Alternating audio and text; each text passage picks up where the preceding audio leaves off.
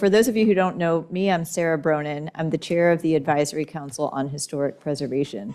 And we're here today to convene a roundtable on areas where historic preservationists and housing advocates can come together and find common ground.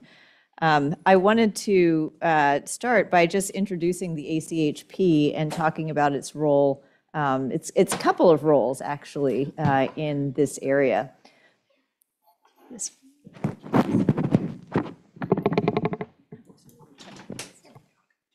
Sure.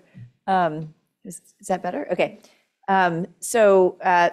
First, as its name suggests, the Advisory Council has a role in advising federal and state governments, the White House, Congress, and private institutions on historic preservation policy. It also has a role in administering a process known as shorthand as Section 106. That process requires federal agencies to review the impacts of their, quote, undertakings on historic properties.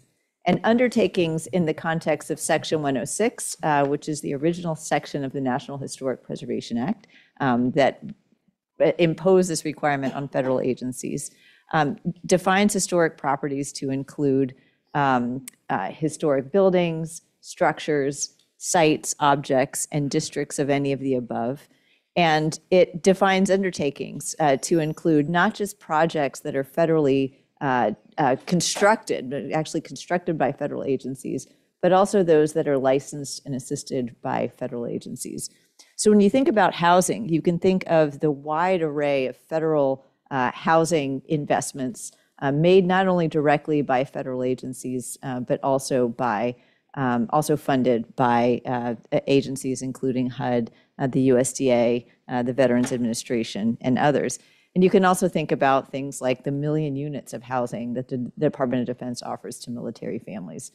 So in terms of its regulatory scope, the ACHP has a pretty significant role to play in ensuring that federal agencies, as they are rehabilitating existing housing and creating new housing, whether directly or indirectly, consider the effects of historic properties. So in its advising function, its regulatory function, the ACHP has for many years really taken an active role in trying to deal with housing issues.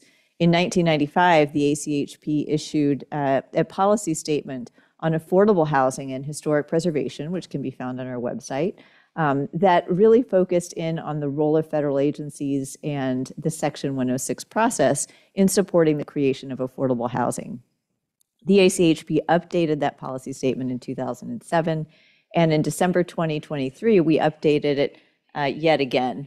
And that housing statement that passed by our members, again in December, expanded the definition of affordable housing to include all housing, recognizing that the creation of all housing was significant and important in helping to address our current housing crisis, but also still maintain the importance of specifically affordable housing. And in addition, it said a little bit more about the role of federal agencies in the Section 106 review process and how that might be improved. So that policy statement in 2023 has given rise to a range of additional implementation actions. And one of those actions we just announced a couple weeks ago, and that is a possibility of a government-wide program alternative called a program comment, which would help to streamline Section 106 reviews for housing government-wide. I'll say a little bit more about this in a moment. We've also conducted a series of roundtables, including this one today and one in Los Angeles, which was hosted by the City of Los Angeles and included a similar range of housing advocates and historic preservationists. So, with that background in mind, I just, I shortened it a bit so that we could get straight to the panel.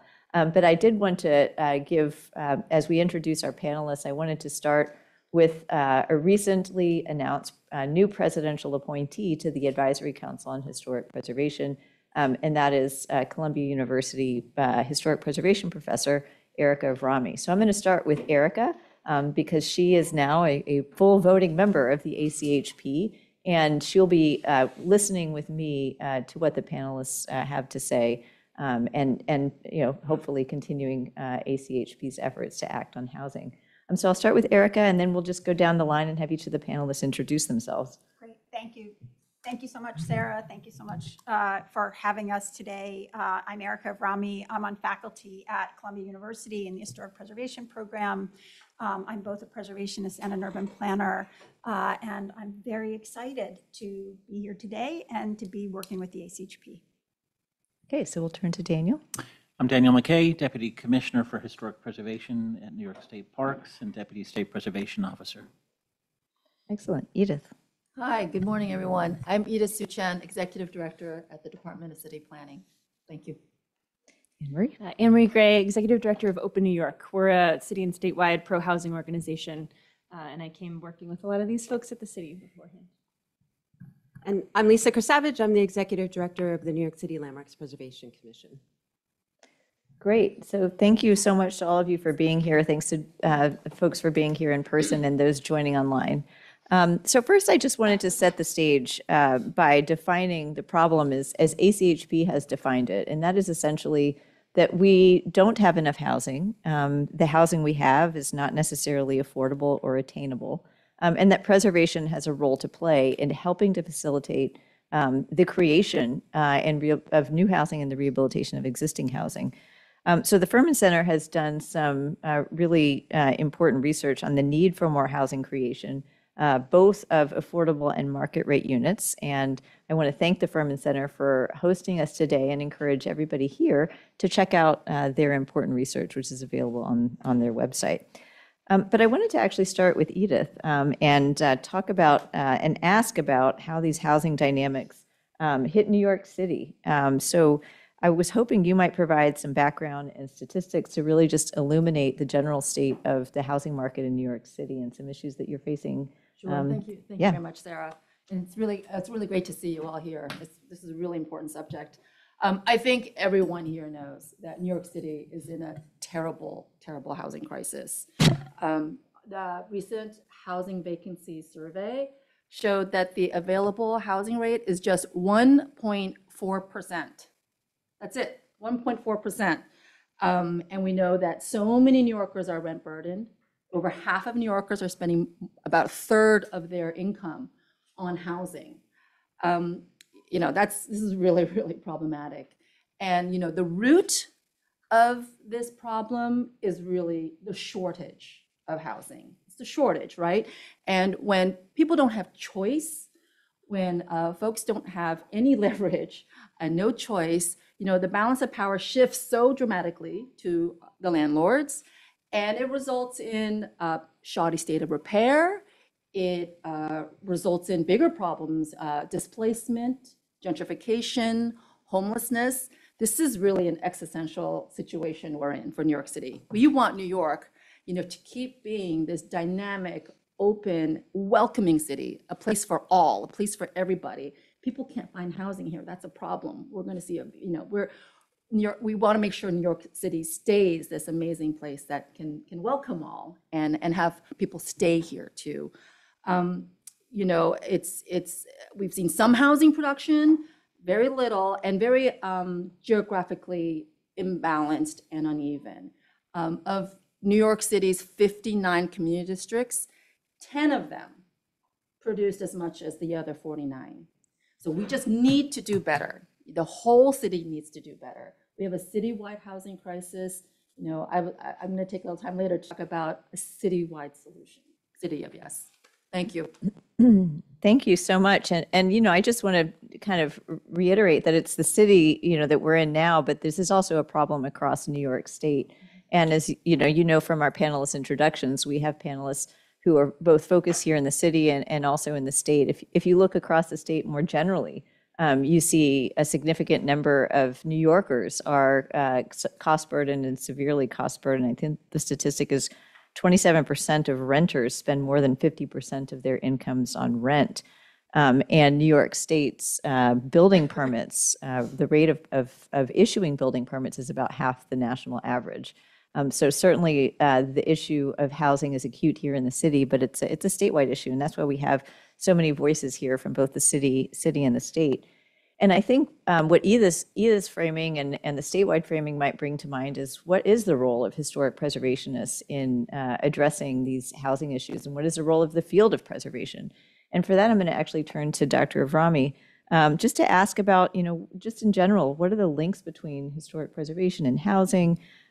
Why is historic preservation policy important to housing creation? Okay, thank you. I think those of us who are preservationists in the room would acknowledge that there's a longstanding dialogue about the positive intersection of housing and historic preservation. We know, especially in the midst of a climate crisis as well, this idea of reusing buildings, adapting buildings, allowing them to be rehabilitated for housing purposes, especially affordable housing, presents a fantastic opportunity. I think the question at hand is, what do we need to do differently so that we can do better from a preservation perspective? Our policies exist fundamentally, particularly at the municipal level, but going all the way up to the federal level, to protect places, protect buildings. And in the early part of the preservation movement, we readily acknowledged that place also meant people. And we thought about how the actions of preservation policy influenced residents, influenced business owners, and the rationales behind so many of our preservation ordinances at the municipal level and going up to the federal level talk about things like community building, economics, and in some cases even housing. But our toolbox, our policy toolbox of focusing so critically on the formal and aesthetic qualities of places and their stories, in some ways isn't allowing us to do the work of thinking about people and the effects on people. And in the context of a housing crisis, which so much of the city, but also across the country is confronting, we need to be thinking about how our policies may need to shift, push, reform in ways that will create more robust intersections between the creation of affordable housing and historic preservation. Thank you, Erica. And as you know, and as you'll be able to influence over the next 4 years, the ACHP plays a role in setting these policies at the federal level and encouraging state and local governments by statute. Actually, our role in the National Historic Preservation Act is to advise state and local governments as well on various aspects of housing policy. So the ACHP can play an important role in influencing these issues at the intersection of housing and historic preservation. Can I just add Oh, one? sure, Because yeah. there was a statistic that I forgot to add in there. Sure. And I know, again, preservationists always bandy around the 4%, only 4% of our tax lots in New York City are LPC designated. And so there are plenty of other places that we can be thinking about housing. But we're not just talking about LPC designated, right? We're also talking about National Register. When it comes to tax lots citywide, that rises to 6%. When we look at this at a borough by borough level, in Manhattan, when you look at the combined LPC and National Register properties, you are looking at 40% of tax lots. So yes, we have influence as preservationists over how housing gets created in this city, particularly in Manhattan. So, sorry. Oh, thank you. No, that's what we're here for, is to really kind of surface some of these important statistics. And in light of everything that we've heard, I think it's important to emphasize that ACHP does have connections to state and local partners, and we do hear these statistics. And I wanted to turn now to one of our 59 state historic preservation partners, represented by Daniel McKay here from the New York State Historic Preservation Office. And you've been the deputy SHPO since 2017. Some people in the audience might not be familiar with what the State Historic Preservation Office does. So I think it would be helpful to have you talk about your role as it relates to housing. Great, thank you, Sarah. So the State Historic Preservation Office functions are established in federal law under the National Historic Preservation Act. And in New York State, those functions are parked at New York State parks. And so my responsibility is basically to oversee the federal and state historic preservation programming in New York State generally, but also to administer not only the State Preservation Act, but the National Preservation Act in New York. So responsibilities such as the National Register program run through our office. The Section 106 and Section 1409 consultation programs run through our office, as well as a host of other responsibilities. We are a nation-leading office. We are nation-leading in terms of diversifying the National Register program. We are nation-leading in terms of federal tax credit use. $1.8 billion last year alone in private investment in historic resources statewide, and we're almost $4.9 billion over the last 5 years. The reason the federal credit works so well in New York State is that we have an aggressive and complementary state rehabilitation tax credit program, which offers an additional 20% for any project that can claim the federal credit. You're going to get an additional 20% in state credit. What that has done is basically meant that the federal credit, which until about 2010, when the state credit was sort of fully established, was primarily working in New York City, city of Newburgh, and the city of Albany, and not many other places. Since then, 94% of our application activity is coming from upstate projects. It is coming from cities like Buffalo, almost $3 billion in completed and underway projects, city of Syracuse, city of Rochester, but it's extending to smaller communities across the Canal Corridor, the Southern Tier, the North Country. And about 60% of those projects have a housing component to them. About 40% of those have an affordable housing project component to them. So the federal and state credits are delivering affordable housing for New York State generally.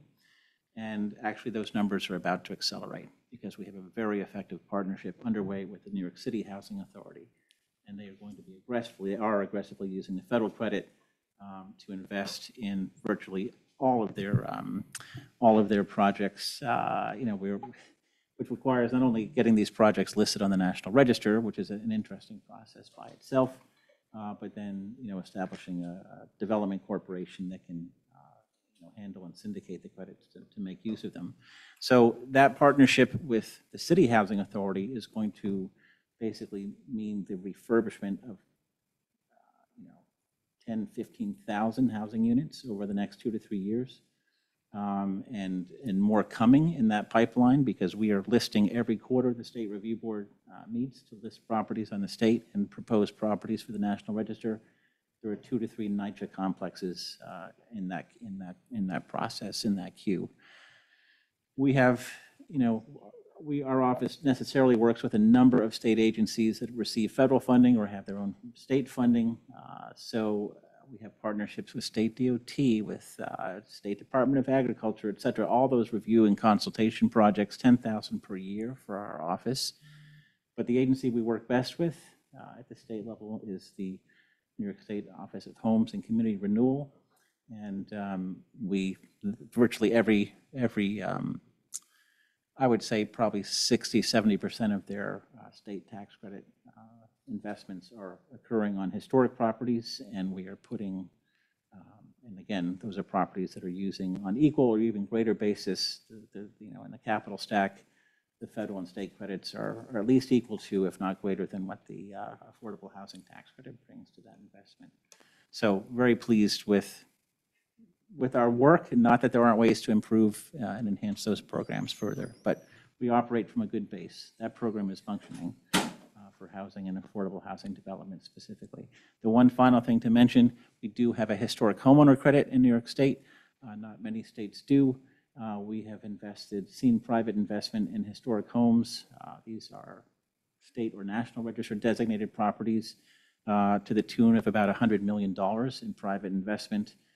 There are specific components of that program that work for low-income existing homeowners. If you are making under $60,000 per year, which might be certainly a retirement income or such, you can receive that credit as a tax rebate. So there are specific provisions in that homeowner credit law designed to keep people in place in their homes.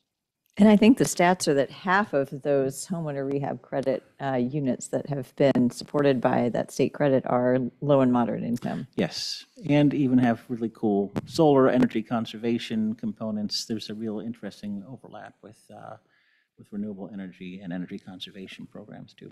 Yeah, and I think New York City is a great example of the possibilities of combining those kinds of programs. I should just mention, in addition to our proposed program comment on housing, we are doing a proposed government-wide program comment on renewable energy. Information about that you can find on our social media, but those public engagement sessions are coming up actually starting tomorrow for the housing front. But just turning now to the city level, since Daniel, you talked so much about the relationships between state and city government, I did want to turn to Lisa. For those who don't know, the Landmarks Preservation Commission is the largest such municipal agency in the country. It handles both designations and reviews of proposed housing projects. So just to help us set the stage for what your commission does, how do private property owners who want to build or rehabilitate housing in historic buildings interact with the LPC? Thank you. Landmarks Preservation Commission is a mayoral agency, and we're responsible for protecting and preserving New York City's architecturally, historically, and culturally significant buildings. And I say that because it's important to understand that we do have a narrow mandate in the city. We are a small regulatory agency, but that doesn't mean we can't think big and creatively about housing. We work with our sister agencies and the Adams administration to really push ways to think about how we can add housing to our historic districts and to our individual landmarks. And we do use an appropriateness standard that might be for the preservationists out there, but I think that does allow us more flexibility in approving new housing in historic contexts. And so I want to touch on a few recent approvals just to show the kind of new housing that we can approve in these historic contexts. One example is in Soho, which was recently rezoned to allow for housing. And we approved a major addition to a one-story building that allows for 100 new units, some of which are affordable. And that was really important approval for us. We recently approved a 21-story tower that is connected to a church in the Lower East Side that has 119 units of housing, also was affordable. So these are the kinds of examples of what we can approve in the city. They do, in many ways, depend on zoning waivers and other interagency collaborations. But it's important that we have been able to make an impact in the supply issues. And we also work with property owners very actively on adaptive reuse issues and have throughout our time. But lately, really focusing on office conversions. We are part of the administration's Office Conversion Accelerator. And there are a number of important landmark buildings in that program, including the Flatiron Building, that are undergoing a conversion to residential. And federal historic tax credits, I think, can really be critical to that program, to making these projects more viable. And we hope to see expansion of the use in New York City. We have some thoughts on that in terms of the Secretary of the Interior standards for treatments and other legislative issues. So we would love to see that grow. We think it could really make things more viable in terms of these really important conversions that can be very complicated to do. I was happy to hear Daniel talk about the NYCHA public-private partnerships and the use of the tax credits there. We have designated some of those really important public housing developments, including the Harlem River houses, and it's great to see the way that they're creatively using the tax credit programs and twinning other federal income sources to really address these very needed public housing renovation projects. So that is great. And we actively work with our city partners. I know that Edith is going to talk about the City of Yes for Housing Opportunity, so I'll put a pin in that. But the other way that we work to address housing at LPC is thinking about the rezonings. So one great example is East New York, which was rezoned, I think 2017. We, with the community, identified places that were worthy of preservation. One was the Empire State Dairy Company building, but also carefully crafted the landmark site to allow for the maximum amount of housing to be developed just behind it. And just recently, that complex has opened with 320 units of housing, 77 of which are affordable. And the dairy is also being rehabilitated. So I think we try and creatively find ways to work or to allow this housing to happen while we have both preservation and address this really critical need in the city. Yeah, and I'll just point to, since you mentioned the Secretary's standards, the Landmarks Preservation Commission did submit comments to the ACHP over the summer, well, last summer now, when we conducted a review of the Secretary's standards. And it culminated in the issuance of a report from me to members, but an appendix included all of the public comments. And I encourage those of you who haven't checked that 600-page report out, it's like easy beach reading for the summer, to actually go through and skim it. Because I think what LPC was saying in its comments and what many of the commentators were saying was that some of the ways that preservationists have come to interpret these standards, for whatever reason, has in some ways hindered housing, and many of the commenters really honed in on the issue of housing. And I do think LPC, which is not, I believe, not by ordinance tied to the Secretary's standards, has started to tease out some opportunities to both preserve historic properties, but also facilitate housing, as Lisa was mentioning. I think it's true that the vast majority of your housing-related proposals are approved. Yeah, I mean, we approve most applications that come to us. It is a process. We issue about 12,000 permits a year. So, that's for a whole range of work. I highlighted some of the larger projects, and, we have a great relationship with a lot of the architecture and development community, property owners, and we work through a process to make sure that the commission can find things appropriate, but also, recognize these critical needs in the city. But it is important to note, though, that we do have a narrow mandate. By law, we cannot address, affordable housing issues. We can't consider those sorts of issues, when the commission is making this decision. It really is strictly appropriateness. So that is an important issue for us. But I think, we found ways to bring these kind of public goods together. Yeah, thank you. And I know, and as part of your role, and certainly at the state, there's opportunities for public engagement and comment, and hearings that encourage various voices to weigh in on proposed applications.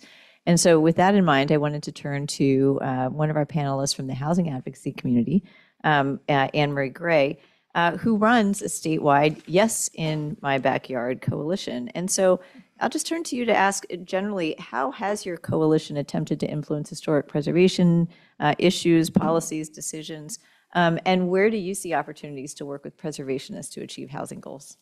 Yeah, thank you. And it's such an important conversation. Thank you for having me.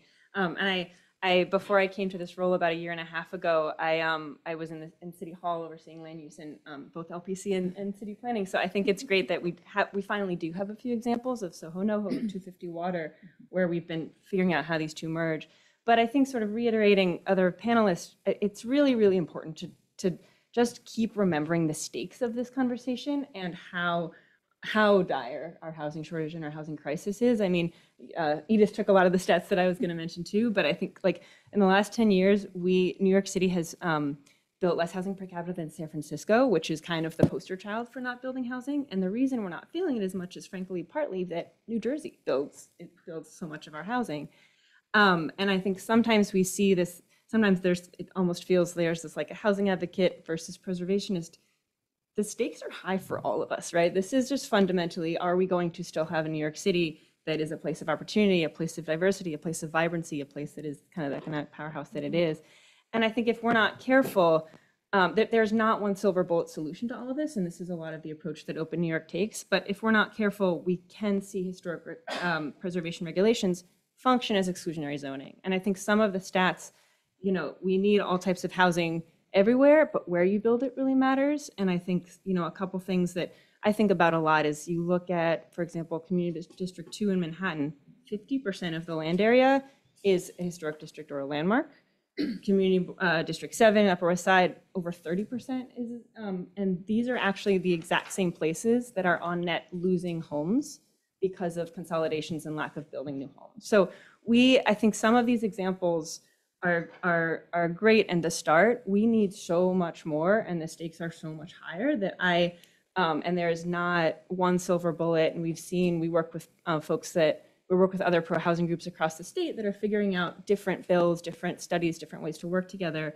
And I have so many ideas of ways that we just need to start tackling this at a much, much, much higher level and start to really take a look at, why LPC is constrained in what they can look at, how we think about budgeting systems for landmarks, right? I think there's a lot of creative ideas out there, and the stakes are high for all of us in whatever realm we're working on. And it's existential that we actually start to really be aggressive in how we look at this. Thank you for that. And we certainly feel that sense of urgency in DC. Again, our council voted on a policy statement that I would think is very aligned with and pretty far reaching. Among other things, it covers the topic of even local zoning. And so with that in mind, I want to turn to Edith and ask you sort of previewed the City of Yes zoning proposal. I'd be interested to know, that about its key components, including, again, some of the things that may align with the ACHP's housing policy statement, issues related to accessory dwelling unit creation, issues related to office or commercial or manufacturing to residential conversions, parking mandates and ending those, which is something else we mentioned in our policy statement. So how did you sort of think about historic preservation, historic buildings, historic districts as you crafted this proposal? Thanks for that. And really, thank you for this opportunity to talk about City of Yes. I love to talk about City of Yes. It's so important. And I'm really appreciative that we have lots of people talking about City of Yes.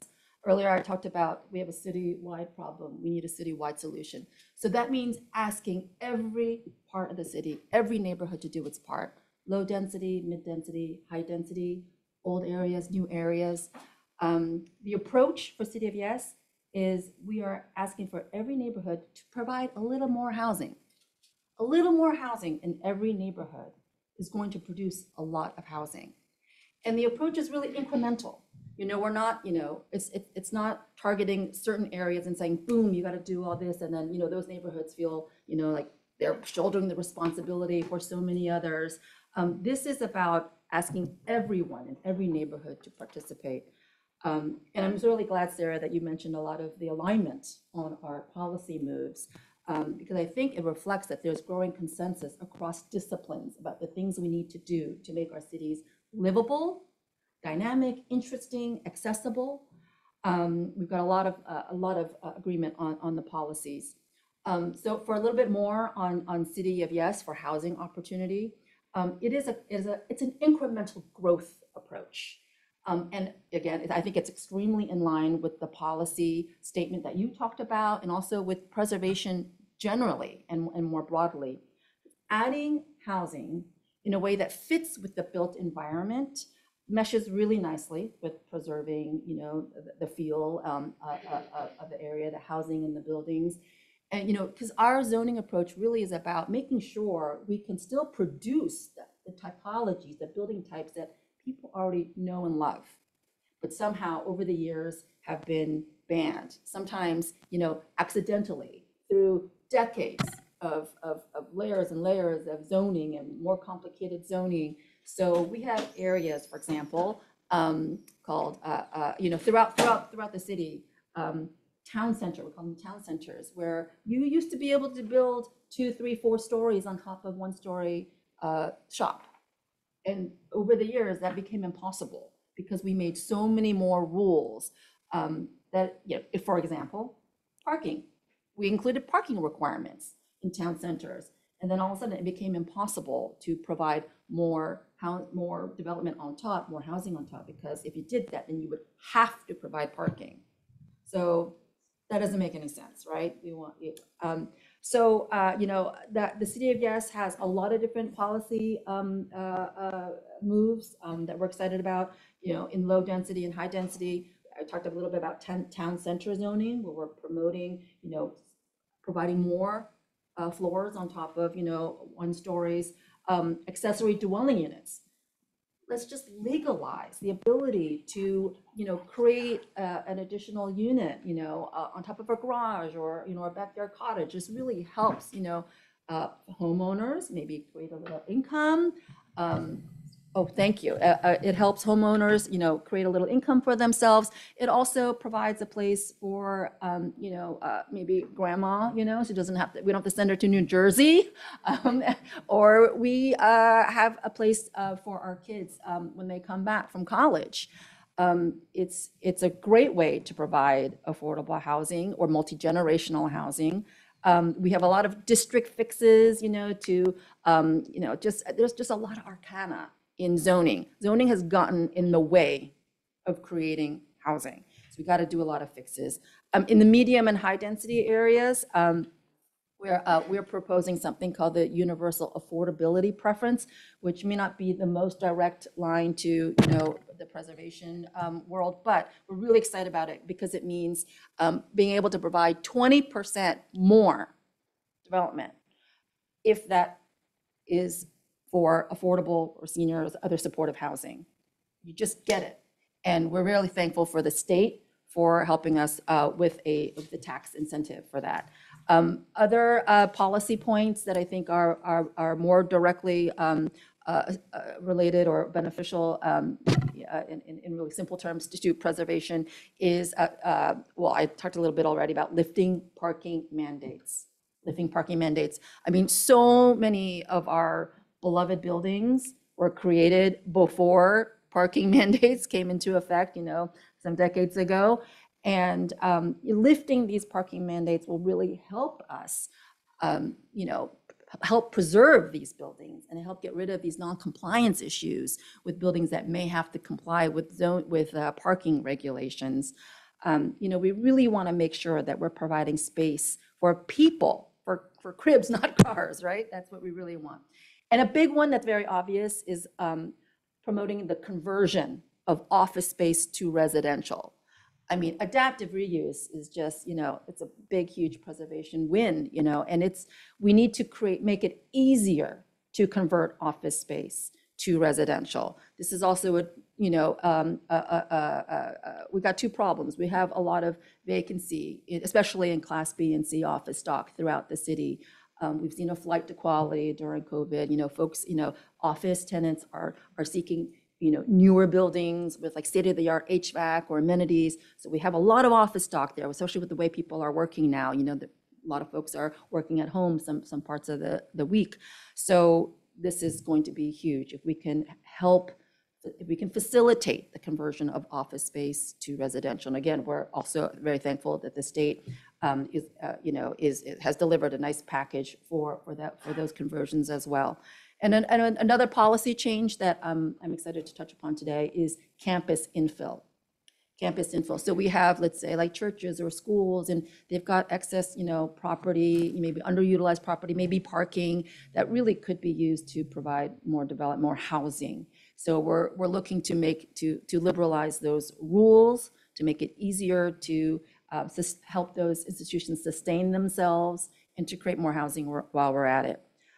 We've also been just diving right into the landmark rules, for the ones that the zoning, zoning has a few tools to help landmarks, right? We've got something called transferring development rights from a designated landmark site to an adjacent property or a property across the street. We're looking to help landmarks by making the receiving site, expanding the geography for the receiving site. So it doesn't just have to be next door or across the street. You can be on the block, it's not going so far afield. It's really still like going to be, right there. But it really helps open up the geography to find more receiving sites. And we're also looking to streamline the process. LPCA has a great process. They're reviewing you know, the landmarks, the historic buildings. You know, I don't think we need to pile on with more process from city planning. So we're looking to streamline the city planning process to move it down a notch from a full discretionary ULIP review to something much less onerous. So there are a bunch of moves in our City of Yes proposal that we think are very mutually beneficial for certainly for housing, certainly for preservation. And I think it's really important that we all move the needle. We all do what we can.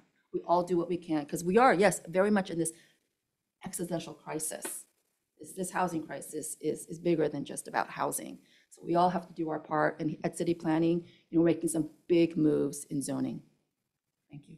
You know, I wanted to just touch on a few of the things, two things. I'll limit it to two because there's so much there that you mentioned that actually weren't in our policy statement, but I think are worth sort of lifting up for the audience. And one is what you mentioned about non-conforming uses and non-conforming structures.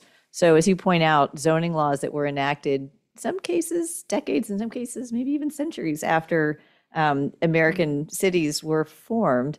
And buildings that are in them already were operating, you know, for, again, decades or maybe a couple hundred years in some of our older cities, rendered many of the uses and structures non-conforming.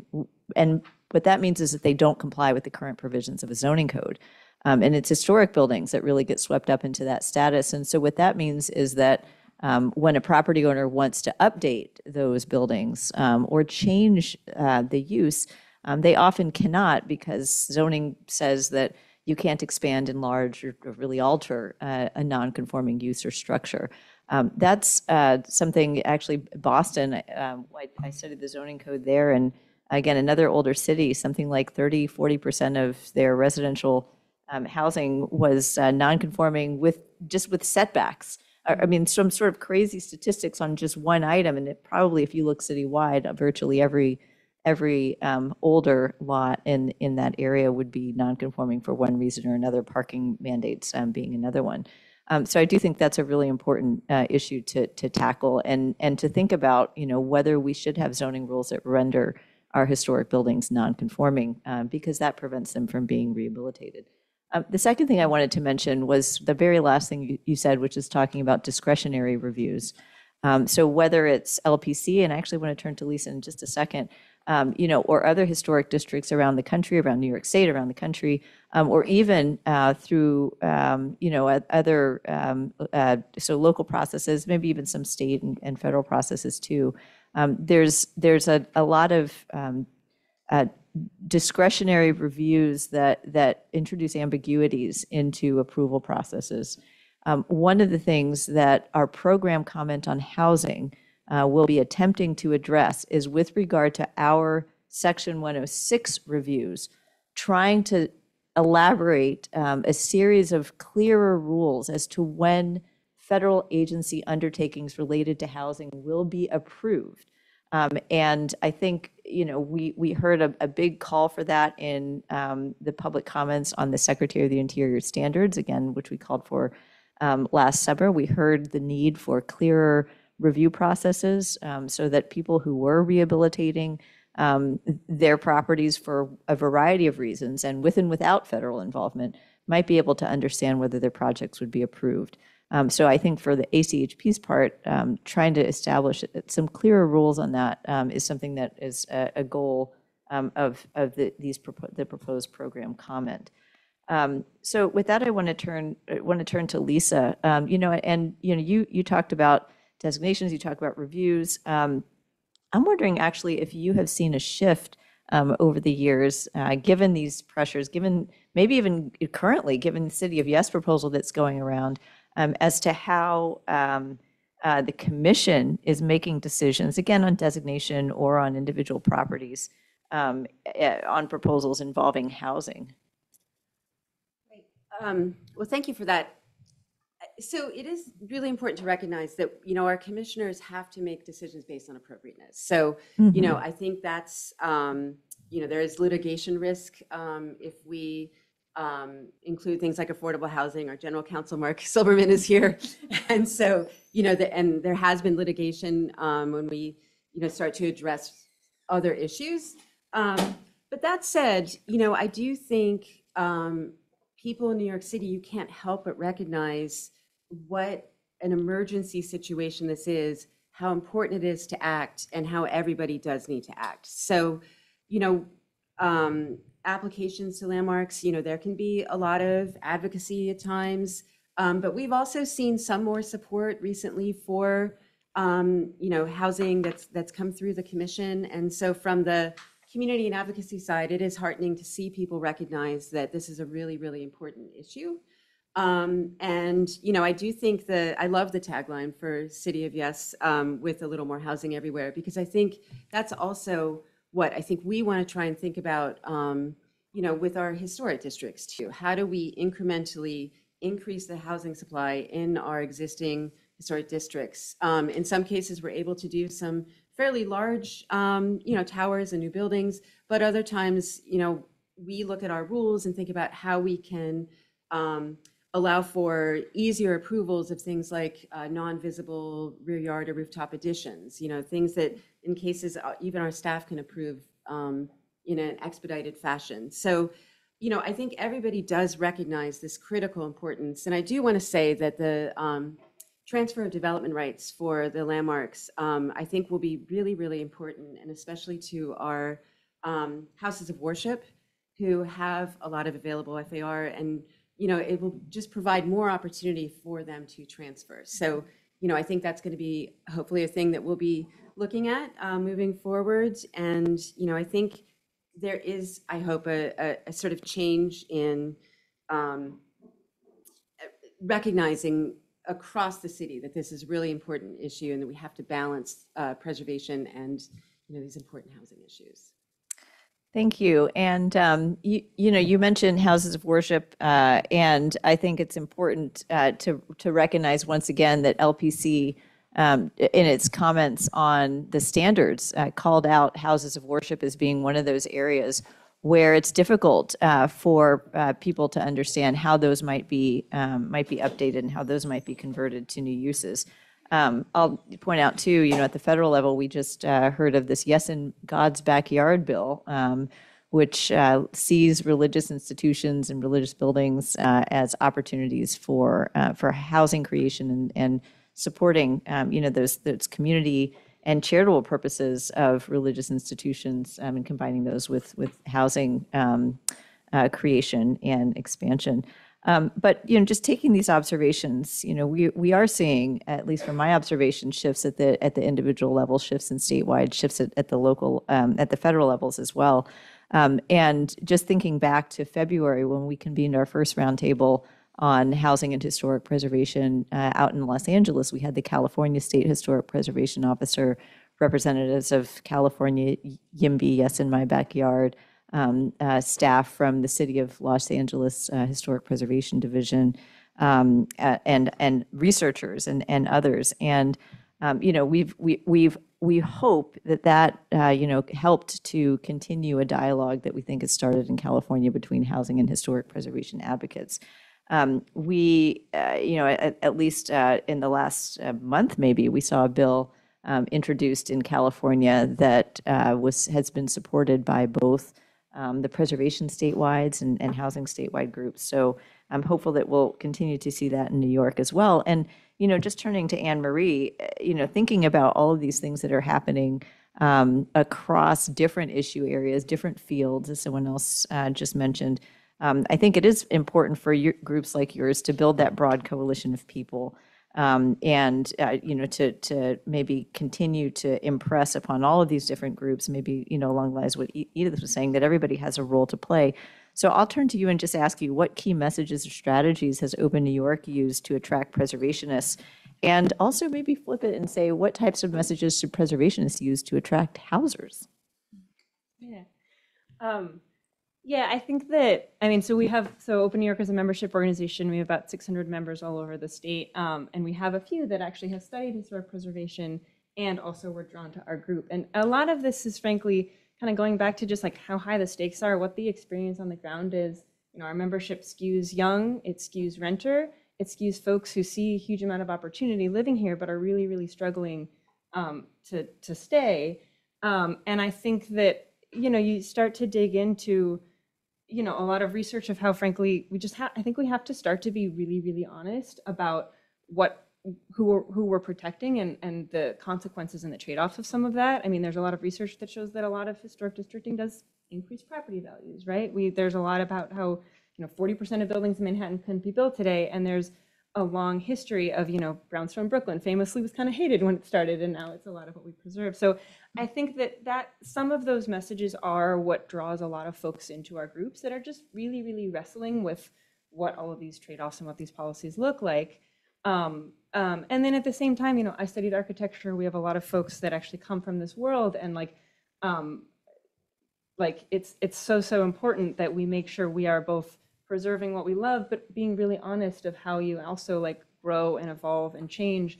And when, a new building next to an old building actually really works, and that there are other cities that frankly have a lot longer histories around the world that have figured out how to do this. So, I think that really wrestling with, and I think there's a huge amount of openness from vast majority of folks, of advocates, to just see how we really start to be honest about the stakes and about the solutions. And I think on the flip side, I think making sure that we, places that people really, really love, that we're remembering to celebrate and just continue to recognize that we need, we're all in this together to figure out how we evolve and how we stay a vibrant place so that we're protecting the vibrancy and not the certain buildings without the people in them. So it's such an ongoing conversation, and I think, certain projects have been able to really forge better ways of talking about this, better ways of working together on some of these ideas, and we just need so much more of it. And I'm really, really excited to be part of that, because we got a long way to go. Yeah, I mean, I think back to what Erica said at the beginning. Preservation is really about the people, and I think again, that is aligned with some of the things that you're trying to do, and again, for all our preservation friends out there that that are new to this conversation or that are here and listening because they're curious about it, I think that that common ground is really important.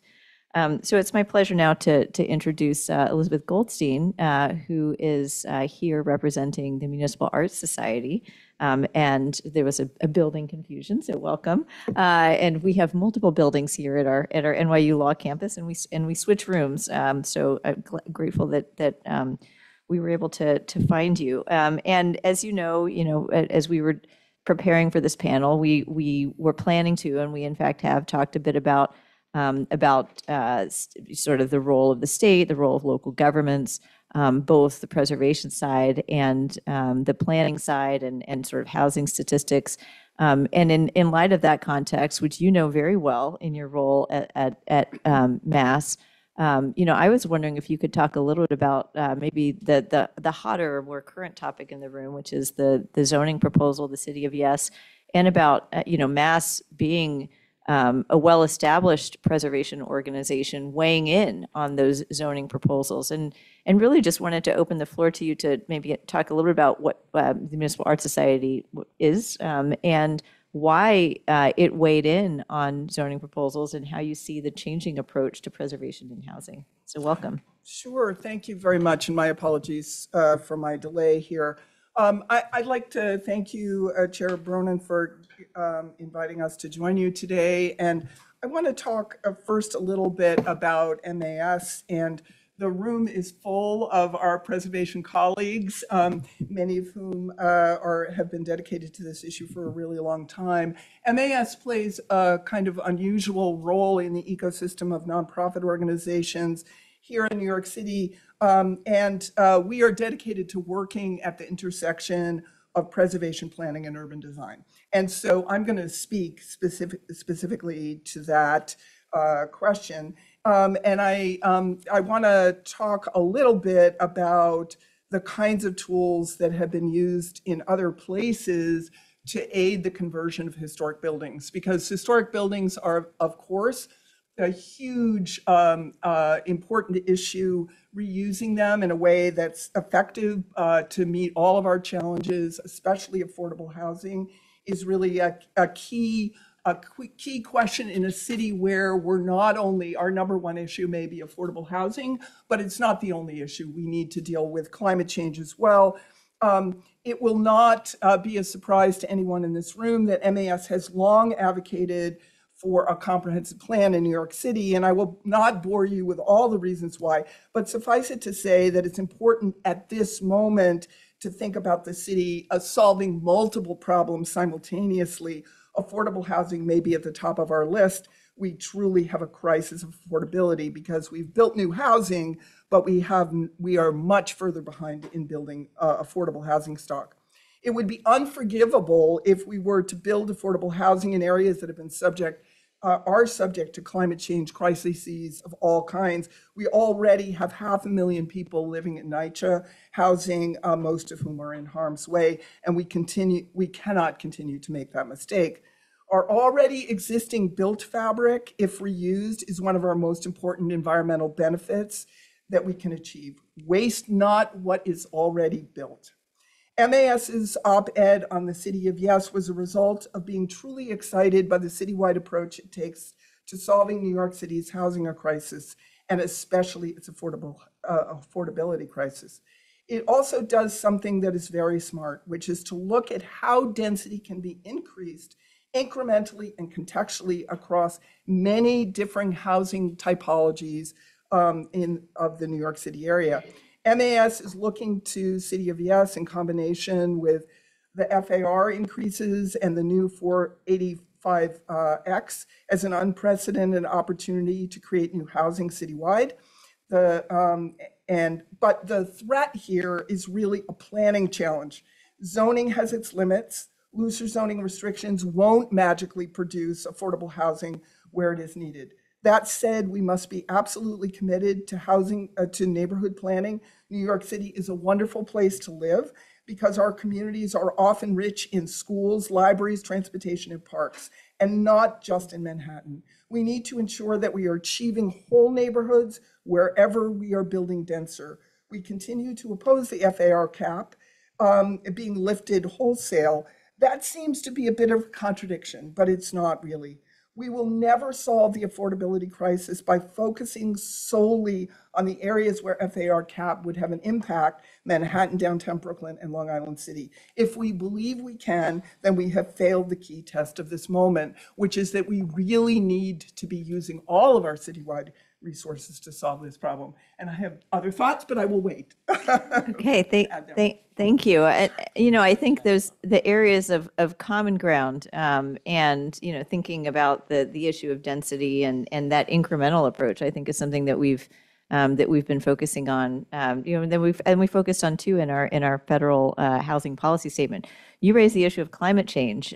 We also last July or June adopted a policy statement on climate change and historic preservation for the first time, identifying issues where historic preservation, both at the federal level and elsewhere, could help to move the ball forward on climate change. And I think it's actually, very relevant question. I want to turn to Daniel, actually. So, as I've mentioned a couple times, we are proposing program comments, which are streamlining initiatives for Section 106 related to housing. In addition to that, energy efficiency and renewable energy. And, again, given the fact that New York State has been a leader in historic tax credit projects, a leader on the other side in renewable energy and renewable energy investments through NYSERDA and otherwise, I mean, I'd just love to hear from you as you look as a SHPO office, you're going to be involved in shaping these program comments. As we are at our early stages, do you have any tips for us that both integrate, the need for, to help improve and clarify housing processes at the federal level, but also integrate these other things like energy efficiency, renewable energy, environmental hazard remediation, and so on? Yeah, I think it's important to recognize that in the context of the historic homeowner credit program in New York and the commercial rehabilitation tax credit programs in New York, most of those investments incorporate some form of energy efficiency, energy conservation upgrades. You're going to be reworking your heating and cooling systems almost out of obligation when you're converting space, whether for commercial or residential uses like that. Additionally, the state credit will pay a qualifying cost or a qualifying component of the state historic homeowner credit is solar energy, rooftop solar, and so we have found ways to incentivize that. I do think the larger work of permitting renewable energy and renewable energy transmission, the build out in New York State for renewable energy development has primarily focused on the production side. There's going to be a transmission side cost to that very, very soon. And the Office of Renewable Energy Siting in New York was recently given new authority to site transmission capacity. And so much of that is designed to get upstate renewable generation to downstate, particularly New York City locales. Same thing with offshore, mega scale commercial wind energy development, New Jersey and Long Island coastline. Those DC lines from those facilities will be coming into New York City specifically.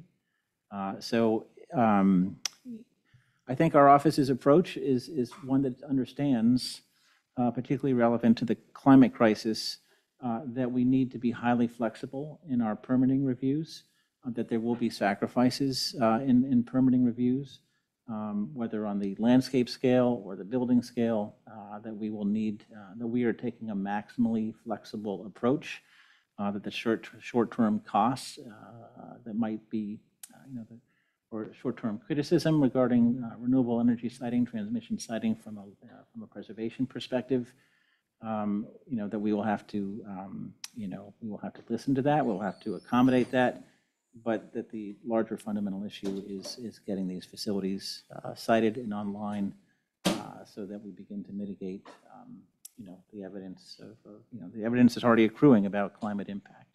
Because climate impact will affect historic resources just as indiscriminately as it will affect everything else. So short-term accommodation leads to long-term, hopefully long-term, positive impacts.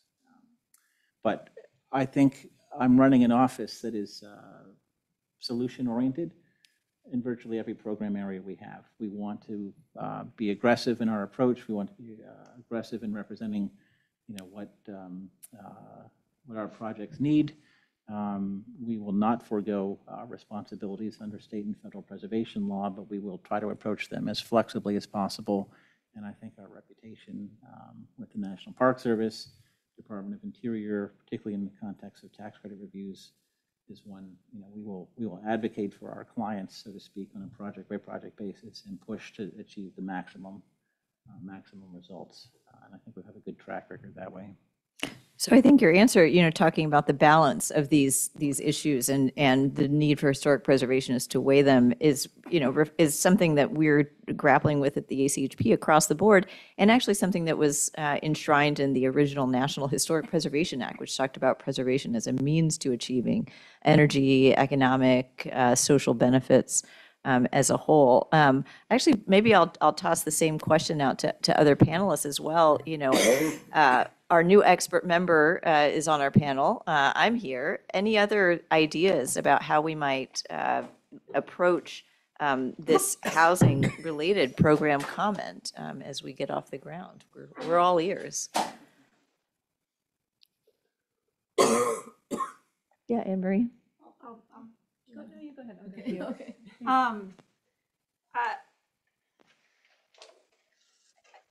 I think fundamentally the intentions of preservation are really good and honorable, right? That we're trying to protect places and their stories and the publics associated with those narratives. But ultimately, right, public policy has outcomes.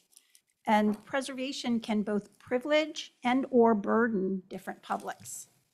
And so as you were talking about how the city of yes, that a little bit of housing everywhere, I was taken back to my teenage years where I grew up in New Jersey and experienced the passage of the Mount Laurel Act, which essentially required all communities in New Jersey above a certain population to create affordable housing. It was legislated by the state, and they had to figure out the sites. And I actually worked for an architecture firm at the time that was struggling to get the town to approve their affordable housing in this process. And Sarah and I have spoken as well about, this fantasy research idea of mine where, I really need to go back and look at how has Mount Laurel intersected with preservation in New Jersey? And I think what that speaks to is the fact that we may have wonderful intentions through the preservation policy toolbox that we implement. And we, focus on questions of procedure and procedural justice through ensuring that things are appropriate or permitted and ensuring that there's community engagement. But the distributive effects of our work, right? How is this affecting housing in districts or in areas prevalent with a prevalence of landmarked or National Register buildings? How is this affecting the amount of housing? How is this potentially creating barriers or greasing the wheels for housing to be created? Like, we need to be thinking about how are we as a community of policymakers and policy enforcers actually collecting that data and maintaining that data over time. We rely so heavily on archives, historic archives and old documents, but the kind of data that's needed to understand how people are affected by policy is quite different. And our institutions are not quite ready to take on that kind of mandate, particularly our government institutions devoted to preservation. And so I do think we need to think differently about data and how government agencies are and potentially should be collecting, managing, and maintaining longitudinal data that even if all we're making are decisions about appropriateness, we're understanding the effects of those decisions. Yeah, and I just want to jump in that I think the reference to the Mount Laurel Doctrine is such an interesting one, because earlier I said how New Jersey is sort of absorbing a lot of New York City's housing growth. That actually is fundamentally because they have a statewide framework that is trying to trying to keep places accountable for really solving this problem. My organization is trying to do a huge amount of work of how do we start to build momentum to be doing that in Albany and New York, where we actually literally have nothing on the books to even start with. And I think a lot of what we are so on board for bills that are actually just trying to get much better data, much better analysis, and start to be a lot more specific about what the trade-offs really are. And I think that there are so many creative ways we could be thinking about how do we start to put those, those trade-offs into policy. Again, just sort of like spitballing random ideas, but what if we had a zero-based budgeting system for future expansion that is based on what percentage of the district is already a historic district or a landmark, and that is really taking into account where is best connections to jobs, to transit, where climate's safe, right? These are the types of things that need a lot more analysis. Things like, is every single building in a historic district really worthy of designation, or should we start to think about how you mix and match and preserve the ones that really kind of are at the heart? Clearly the certificate of appropriateness is something that constrains you all. So anyway, I think there's so much more information that we need, but it's really wrestling with the trade-offs of what we've done to date, and how do we work together to really get into the weeds of that. Yeah, I think the data questions are really important. We've been trying to tackle those at the ACHP, at least to start to identify those. We have a few ideas also in both the housing and climate policy statements about areas where we need to just get more information. I think one of the basic areas that we don't have a lot of information in is where historically designated places are. Because we might have great digitized maps in New York City, but we don't have them statewide for New York, at least not for local districts that I know of. We don't have them really in any state in the country. Connecticut has a privately operated database on local historic districts, but even that is probably not always up to date. So just understanding local, state, national districts, integrating those, and then also at the federal level, we have received funding to try to identify where federal agencies have seen properties that are eligible for the National Register, which is groups of properties that are subject to Section 106. But I think all of these data questions are really important. I think in the interest of time, we're already a few minutes over. I did want to just ask one last lightning round question, and maybe I'll start with you, Lisa, at the end. Of all the issues we've discussed today, what is the one policy you think should be adopted immediately? And if you can't say, given your role, totally fine, but maybe you could say outside of your role, where can preservationists and historic and housing advocates find some common cause. And so I'll just go quickly down the line and then close. Go ahead. Well, I think we can all find common cause that, the office conversions in particular can be complicated and challenging and expensive, but are really critically important. So I'll go back to something I said earlier, that I think that if we can think of ways to expand the historic tax credit, think of ways that maybe we change some of the, interpretation of the Secretary of the Interior standards to just recognize that the conversion of these buildings to housing can really make a meaningful impact, that to be viable, it might take some investment from something like a tax credit, and that the outcome then is both preservation and housing friendly. I think that could really be something that could change the needle in a place like, change the dial in a place like New York. Thanks a lot. Anne Marie? Yeah, I just threw out some specific ideas. I think conversions are a great part of the solution, but they're not all of it. Like it's kind of lower on the list of what produces the most housing. So it's sort of like an all of the above approach, but I really do think some sort of getting much more specific about taking into account housing when we're thinking about landmarks and thinking about trade-offs and how do we actually start to measure this a lot better with. Thank you. Edith? I love all of the above, Anne Marie, I just referred to. So all of city, yes, please, that would be amazing. But I did reference earlier the parking. It's not the most obvious in terms of benefiting preservation, but I think it has incredible benefits for preservation and also incredible benefits across so many things that matter, our streets, pollution, our, public safety. I think getting rid of parking mandates would be terrific for a transit-rich New York City. Yeah, I'll second that one, by the way. And maybe let's not cover congestion pricing today, but man. Oh, I know. That's a whole nother panel. Yeah. Erica?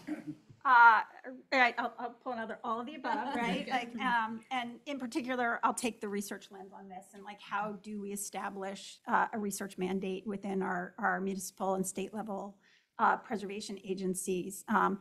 Like the Office to Housing Conversion, I mean, we have a history in New York City. We had property tax abatement 420G, am I getting my number and letter correct? Which allowed for that conversion in Lower Manhattan, for example, but where's the research on that, right?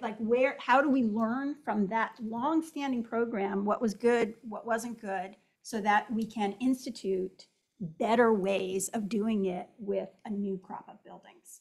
And similarly on questions of kind of where parking is, et cetera, getting some more systemic and larger scale data, if that makes sense. We're so in preservation focused on and in some ways enamored with the wonderful case studies, right? It's the wonderful places, the unique places, and we've heard so many examples of great housing projects, for example, that have emerged, but looking at that systemically, whether at the city level or at the state level, takes a whole different kind of data platform and investment analysis. And I think we need policy to help mandate that. Great. Daniel? I'm going to focus on boosting the incentive because I think if you continue to boost the incentive, in particular the state rehabilitation tax credit program, I think you will see that perhaps the incentive, the standards, flexibility with the standards will follow. You'll generate more users, more people who are concerned with the constraints and conditions. So I think, what I'd like to see, make the state tax credit here in New York transferable. Right now, it's a requirement that the user of the federal credit and the taker of the federal credit has to be one and the same party as the state credit. We basically need two different investor sets there. And so a transferable credit at the state level here in New York, which is something we had in Connecticut when working there, would make an extraordinary difference. Legislation to establish a transferable credit passed the New York State Senate this session, did not pass the New York State Assembly, although it was introduced there. We are talking about separating the federal and state credit. If we had, you could take the state credit independently. There are certain building types, everything from certainly religious properties, but industrial properties such as grain silos in Buffalo and other locations that would not be subject to the Department of Interior, Secretary of Interior standards. and might see much more rapid progress towards rehabilitation and reuse. The Catholic Diocese has proposed the shuttering of 40 churches in Buffalo and Western New York. Those churches will need, adaptive reuse of those properties will need a separate state credit to preserve the historic integrity of those properties. I also want to propose an override for the census tract provision. The state credit is only used in census tracts at or below 100% state median family income. That works for a large portion of the state. It tends not to work in suburban locations, which do have historic resources as their sort of town centers. It does not work well in the lower Hudson Valley. Once you hit Rockland, Orange County, Putnam, Dutchess, Westchester, you start to have very specific places that can use the state credit, but not use the federal credit, but not the state. Same is true for Long Island. Same is true for certain portions of New York City. If you have an override that ignores the census tract requirement for affordable housing projects, perhaps 50% of your units or more would have to be affordable housing compliant. That will bring the state credit program to areas where it currently cannot function. I think that would be a pretty significant piece. We're also talking about a potential override for Main Street historic districts, where you could basically put affordable housing into second and third floor Main Street environments and address some of the transit issues there too. So we have a high functioning program in New York, but there are ways to improve it, take it these additional steps, particularly focus on affordable housing. So I'm going to say that was one thing. Thank you for your That was flexibility. a lot of things. But again, these are issues that we're looking at too at ACHP. In fact, the first provision I think in the housing statement is the historic tax credit and the need to expand it. And maybe we've also been talking internally about what was the impact of the 10% credit, and sort of without having to comply with the Secretary's standards, you get a 10% credit if you have a rehab project involving an older building. Did that work out? How did that work? There's no research on that. So little data there. There's no data on that, so I'll just note that. And then finally, Elizabeth, go ahead. I'm going to pursue the Dan McKay one item theory here, if I may be indulged. Because thank you very much, and thank you to you about the parking, Edith, because I think that's absolutely critical. I was going to suggest a twinning of the affordable housing tax credits and historic preservation tax credits in the state of New York. I think if they were, bundled in a way that sort of really emphasized affordable housing, it would make a huge amount of difference.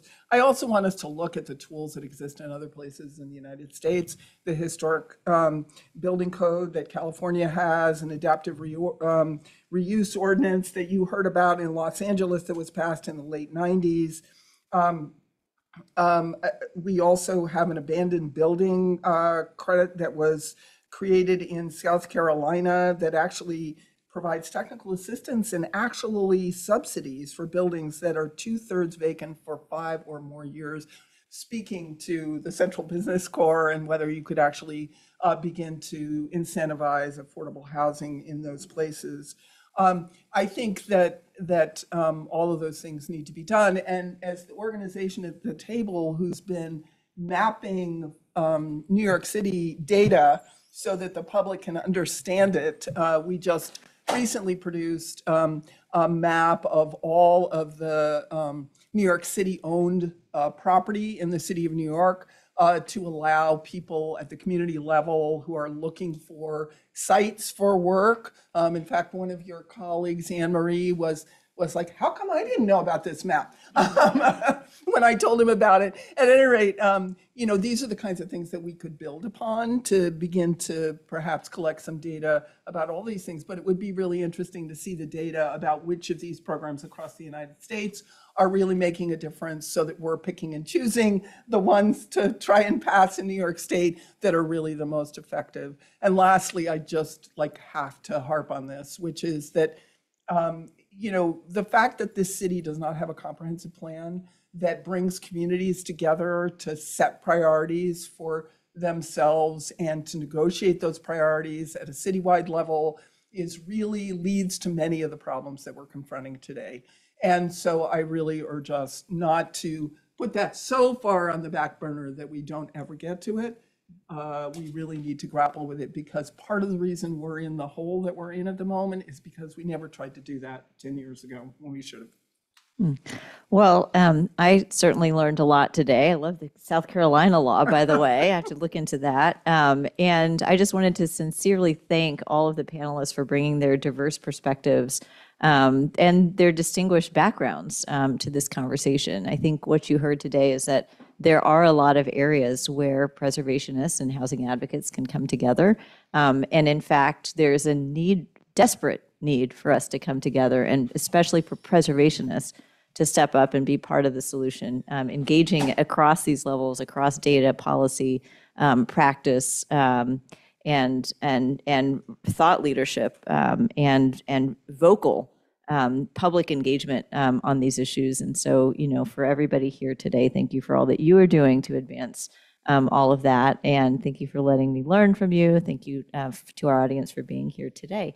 And with that, I'll conclude our New York City Housing and Historic Preservation Roundtable with a round of applause for everybody. Thank you.